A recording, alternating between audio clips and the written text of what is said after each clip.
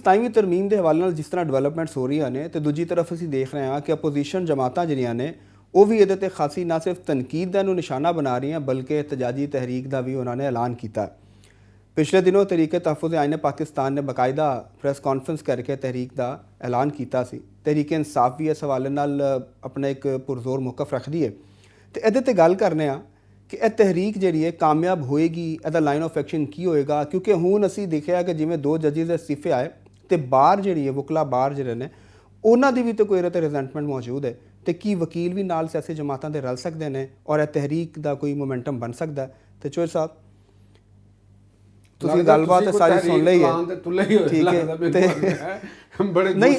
ਅਸੀਂ ਦੇਖੋ ਨਾ ਚੁੱਕੇ ਤਹਿਰੀਕਾਂ ਦੇਖੀ ਬਹੁਤ ਨੇ ਚੋਰ ਸਾਹਿਬ ਪਿਛਲੇ 1 ਦਹਾਈ ਤੋਂ ਜ਼ਿਆਦਾ ਤੇ ਅਸੀਂ ਇਹੀ ਵੇਖਿਆ ਤਹਿਰੀਕਾਂ ਦਾ ਦੌਰ ਰਿਹਾ ਪਿੱਛੇ। ਦੇਖੋ ਗੱਲ ਹੈਗੀ ਕਿ ਅਸੀਂ ਤੇ ਇਹਦੇ ਤੇ ਗੱਲ ਕਰਾਂਗੇ ਕਿ ਜਿਹੜੀ ਮੌਜੂਦਾ ਹੁਣ ਇਸ ਵਕਤ PTI ਦੀ ਜਿਹੜੀ ਸਿਚੁਏਸ਼ਨ ਹੈ। ਅੱਛਾ ਇਹ ਸਾਰੀ ਜਿਹੜਾ ਐਪੀਸੋਡ ਹੋਇਆ ਇਹਦੇ ਅੰਦਰ ਮੈਨੂੰ ਇੱਕ ਚੀਜ਼ ਥੋੜੀ ਜਿਹੀ ਬਿਹਤਰ ਨਜ਼ਰ ਆਈ ਹੈ ਕਿ PTI ਦੇ ਜਿਹੜੇ ਲੋਕ ਨੇ ਅਰਕਾਨ ਅਸੈਂਬਲੀ ਨੇ ਉਹਨਾਂ ਨੇ ਪਾਰਲੀਮਾਨ ਦੇ ਅੰਦਰ ਤਕਰੀਰਾਂ ਕੀਤੀਆਂ ਨੇ ਔਰ ਚੀਜ਼ਾਂ ਕੀਤੀਆਂ ਨੇ ਜਿਹੜਾ ਕਿ ਮੈਂ ਪਹਿਲੇ ਵੀ ਕਹਿੰਦਾ ਆ ਰਿਹਾ ਹਾਂ ਕਿ ਜਿਹੜੀ ਪਾਰਲੀਮਾਨ ਦੇ ਅੰਦਰ ਗੱਲ ਕਰਨੀ ਬਣਦੀ ਹੈ ਇੱਕ ਅਗਰ ਤੁਸੀਂ ਪੋਲੀਟੀਕਲ ਪਾਰਟੀ ਹੋ ਤੇ ਸਹੀ ਇਸਮੇ ਇਖਤਲਾਫ ਦੇ ਵਿੱਚ ਹੋਣਾ, ਕਿਸੇ ਹਕੂਮਤ ਦੀ ਮੁਖਾਲਫਤ ਕਰਨਾ ਜਾਂ ਐਸ ਕਨਸਟੀਟਿਊਸ਼ਨ ਦੇ ਜਿਹੜੀ ਅਮੈਂਡਮੈਂਟ ਹੋਈ ਹੈ ਇਹਦੀ ਮੁਖਾਲਫਤ ਕਰਨਾ ਇਹ ਕੋਈ ਗੈਰ ਆਈਨੀ ਕੰਮ ਨਹੀਂ ਹੈਗਾ।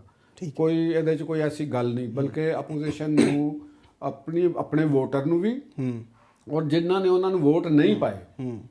ਉਹਨਾਂ ਨੂੰ ਵੀ ਇਹ ਰੀਅਲਾਈਜ਼ ਕਰਾਉਣਾ ਬੜਾ ਅੱਛਾ ਮੌਕਾ ਹੈ ਉਹਨਾਂ ਦੇ ਕੋਲ ਕਿ ਉਹ ਪਾਰਲੀਮੈਂਟ ਦੇ ਵਿੱਚ ਆਉਣ, ਉਹ ਪ੍ਰੈਸ ਕਾਨਫਰੰਸਿਸ ਉਹ ਕਰਨ, ਉਹ ਸੈਮੀਨਾਰਸ ਕਰਨ ਕਿ ਉਹਦੇ ਵਿੱਚ ਆਪਣੇ ਕਨਸਟੀਟਿਊਸ਼ਨ ਦੀ ਜਿਹੜੀ ਅਮੈਂਡਮੈਂਟ ਆਈਆਂ ਨੇ ਇਹਦੇ ਜਿਹੜੀਆਂ ਗਲਤੀਆਂ ਨੇ ਇਹਦੇ ਅੰਦਰ ਰਹਿ ਗਈਆਂ ਜਾਂ ਜਿਨ੍ਹਾਂ ਦੇ ਬਾਰੇ 'ਚ ਉਹ ਇਹ ਸਮਝਦੇ ਨੇ ਕਿ ਇਹਨਾਂ ਦੀ ਵਜ੍ਹਾ ਦੇ ਨਾਲ ਮਸਾਇਲ ਜਾਂ ਸਿਸਟਮ ਡੀਰੇਲ ਹੋ ਸਕਦਾ ਜਾਂ ਉਹਨਾਂ ਨੂੰ ਖਤਰਾ ਹੈਗਾ ਕਿ ਜੀ ਸਾਡੇ ਨਾਲ ਨਾ ਇਨਸਾਫੀ ਹੋ ਸਕਦੀ ਹੈ, ਠੀਕ ਹੈ ਨਾ ਜੀ। ਉਹ ਉਹਦੇ ਬਾਰੇ 'ਚ ਗੁਫ਼ਤਗੂ ਕਰਨ, ਉਹ ਲੋਕਾਂ ਨੂੰ ਦੱਸਣ ਕਿ ਜੀ ਇਹ ਚੀਜ਼ ਹੈ, ਇਹ ਮਾਮਲਾ ਤੇ ਤਾਂ ਕਿ ਜਿਹੜੀ ਟ੍ਰੇਜਰੀ ਬੈਂਚ ਹੈਗਾ ਜਾਂ ਮੁਸਲਿਮ ਲੀਗ ਹੈ ਜਾਂ ਪੀਪਲਸ ਪਾਰਟੀ ਹੈ ਜਿਹੜੀ ਉਹਨਾਂ ਦੀ ਇਤਿਹਾਦੀ ਜਮਾਤਾਂ ਨੇ ਜਿਨ੍ਹਾਂ ਨੇ ਇਹਦੇ ਹੱਕ 'ਚ ਵੋਟ ਦਿੱਤਾ ਹੈ ਉਹਨਾਂ ਦੇ ਉੱਤੇ ਦਬਾਅ ਆਏ। ਠੀਕ ਔਰ ਦੂਸਰੇ ਜਿਹੜੇ ਲੋਕ ਆਮ ਲੋਕ ਨੇ ਇਸ ਮੁਲਕ ਦੇ ਇੰਟੈਲੀਜੈਂਸੀਆ ਹੈ, ਇਸ ਮੁਲਕ ਦੇ ਅਹਲੇ ਇਲਮ ਨੇ, ਇਸ ਮੁਲਕ ਦੇ ਵਿੱਚ ਸ਼ਾਇਰ ਔਰ ਅਦੀਬ ਨੇ, ਉਹਨਾਂ ਨੂੰ ਵੀ ਪਤਾ ਚੱਲਣਾ ਚਾਹੀਦਾ ਕਿ ਇਹਦੇ ਅੰਦਰ ਕੀ ਖਰਾਬੀ ਹੈ ਯਾਰ, ਇਹਦੇ ਅੰਦਰ ਕੀ ਮਹਿਜ਼ ਇਹ ਕਹਿ ਦੇਣਾ ਤੇ ਕੋਈ ਗੱਲ ਨਹੀਂ ਜੀ ਇਹਦੇ ਨਾਲ ਆਇਨ ਦੇ ਉੱਤੇ ਹਮਲਾ ਹੋ ਗਿਆ, ਆਇਨ ਟੁੱਟ ਗਿਆ, ਆਇਨ ਦੇ ਟੁਕੜੇ ਕਰਤੇ, ਆਇਨ ਨੂੰ ਫਲਾਨਾ ਕਰਤਾ, ਇਹ ਕਰਤਾ, ਇਹ ਤੇ ਇੱਕ ਲਫਾਜ਼ੀ ਹੈ, ਠੀਕ ਹੈ ਨਾ ਜੀ। ਐਸੇ ਤਰੀਕੇ ਦੇ ਨਾਲ ਹੀ ਅਗਰ ਉਹਨਾਂ ਨੇ ਤਹਿਰੀਕ ਚਲਾਣੀ, ਦੇਖੋ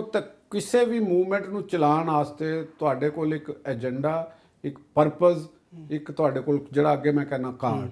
ਉਹ ਕਾਰਡ ਹੋਣਾ ਚਾਹੀਦਾ। ਵਿਦਆਊਟ ਕਾਰਡ ਕੋਈ ਪੋਲੀਟੀਕਲ ਪਾਰਟੀ ਜਿਹੜੀ ਹੈ ਉਹ ਆਵਾਮ ਨੂੰ ਜਾਂ ਮੌਬ ਇਕੱਠਾ ਨਹੀਂ ਕਰ ਸਕਦੀ। ਤੇ ਇਸ ਵਕਤ ਤੁਸੀਂ ਸਿਚੁਏਸ਼ਨ ਤੁਸੀਂ ਤੁਹਾਡੇ ਸਾਹਮਣੇ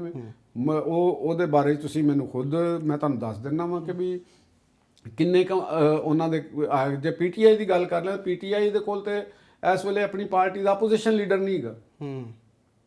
ਦੇਖੋ ਜਿਹੜੇ ਉਹਨਾਂ ਦੇ ਫੈਸਲਾ ਸਾਜ਼ ਨੇ ਜਾਂ ਜਿਹੜੇ ਬਾਨੀ PTI ਸਾਹਿਬ ਨੇ ਉਹ ਕਿਹਨਾਂ ਤੇ ਇਨਹਿਸਾਰ ਕਰ ਰਹੇ ਨੇ, ਉਹਨਾਂ ਨੇ ਕਿਉਂ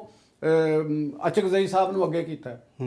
ਅਚਕਜ਼ਈ ਸਾਹਿਬ ਜਿਹੜੇ ਨੇ ਉਹ 70 75 80 ਸਾਲ ਦੇ ਬਜ਼ੁਰਗ ਆਦਮੀ ਨੇ ਤੇ ਉਹਨਾਂ ਦੇ ਉਹ ਇੱਕ ਹੈਕਟਿਕ ਕੰਮ ਤੇ ਉਹ ਕਰ ਹੀ ਨਹੀਂ ਸਕਦੇ ਨਾ। ਤਹਿਰੀਕਾਂ ਚਲਾਉਣ ਵਾਸਤੇ ਬੜੇ ਤੂਫਾਨੀ ਦੌਰੇ ਕਰਨੇ ਪੈਂਦੇ ਨੇ, ਜਗ੍ਹਾ ਜਗ੍ਹਾ ਜਾਣਾ ਪੈਂਦਾ, ਆਪਣੀ ਤੇ ਉੱਥੇ ਪਹੁੰਚਣਾ ਪੈਂਦਾ ਤੇ ਉਹ ਤੇ ਵਿਚਾਰਿਆਂ ਕੋਲ ਆਪਣੀ ਚਾਦਰ ਨਹੀਂ ਸੰਭਾਲੀ ਜਾਂਦੀ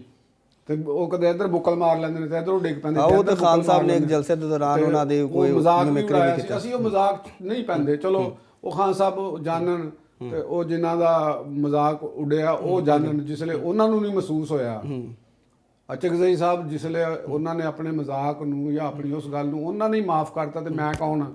ਕਿ ਵੀ ਉਹਨਾਂ ਨੂੰ ਕਹਾਂਗੇ ਜੀ ਉਹ ਤੁਹਾਡਾ ਇਹ ਕਰਦੇ ਸੋ, ਉਹ ਤੇ ਉਹਨਾਂ ਦੀ ਮਰਜ਼ੀ ਹੈ, ਉਹਨਾਂ ਨੇ ਐਕਸੈਪਟ ਕਰ ਲਿਆ। ਸਤ ਬਿਸਮਿਲ੍ਲਾ, ਸਾਡੇ ਵਾਸਤੇ ਵੀ ਸਤ ਬਿਸਮਿਲ੍ਲਾ। ਗੱਲ ਸਿਰਫ ਇੰਨੀ ਹੈ, ਅਸੀਂ ਜਿਹੜੀ ਮੈਂ ਗੱਲ ਕਰ ਰਿਹਾ ਵਾਂ ਕਿ ਇੱਕ ਤੇ ਉਹਨਾਂ ਦੀ ਉਮਰ ਇਹ ਤਕਾਜ਼ਾ ਨਹੀਂ ਕਰਦੀ ਕਿ ਉਹ ਕੋਈ ਕਿਸੇ ਤਹਿਰੀਕ ਨੂੰ ਲੀਡ ਕਰ ਸਕਣ, ਅਵਾਮੀ ਤਹਿਰੀਕ ਨੂੰ ਲੀਡ ਕਰ ਸਕਣ, ਠੀਕ ਹੋ ਗਿਆ ਜੀ। ਬਾਕੀ ਜਿਹੜੇ ਉਹਨਾਂ ਦੇ ਕੋਲ ਲੀਡਰਾਨ ਨੇ, ਨਹੀਂ ਉਹਨਾਂ ਕੋਲ ਵਜ਼ੀਰ ਆਲਾ KP ਯੰਗ ਹੈ, ਉਹ ਵਜ਼ੀਰ ਆਲਾ ਕੇਪੀ ਜੰਗ ਹੈ, ਉਹ ਤੇ ਵਿਚਾਰਾ ਪੰਜਾਬ 'ਚ ਨਹੀਂ ਆਣਾ ਜੀ ਉਹਨੇ। ਉਹਨਾਂ ਦੇ ਅੱਜ ਕੋਰਟ ਦਾ ਤੁਸੀਂ ਫੈਸਲਾ ਨਹੀਂ ਸੁਣ ਲਿਆ ਜੀ। ਪਿਸ਼ਾਵਰ ਹਾਈ ਕੋਰਟ ਨੇ ਕਿਹਾ ਕਿ ਰਿਆਸਤ ਔਰ ਸੂਬੇ ਦੀ ਸਰਕਾਰੀ ਮਸ਼ੀਨਰੀ ਨੂੰ ਇਸਤੇਮਾਲ ਕਰਨਾ ਜਿਹੜਾ ਨਾ ਇਹ ਗੈਰ ਆਈਨੀ ਕੰਮ ਹੈ, ਇਹ ਗੱਦਾਰੀ ਹੈ। ਠੀਕ ਹੈ ਨਾ। ਤੇ ਪਹਿਲੇ ਜਿਹੜੇ ਗੰਡਾਪੁਰ ਸਾਹਿਬ ਸਨ ਉਹ ਜਿੰਨੀ ਵਾਰੀ ਵੀ ਆਏ ਨੇ ਤੇ ਉਹ ਕੇਪੀ ਦੀ ਗਵਰਨਮੈਂਟ ਦੇ ਨਾਲ ਲੈ ਕੇ ਬੰਦੇ ਤੁਰਦੇ ਰਹੇ ਨੇ ਨਾ। ਤੇ ਹੁਣ ਇਹ ਵੀ ਗਏ,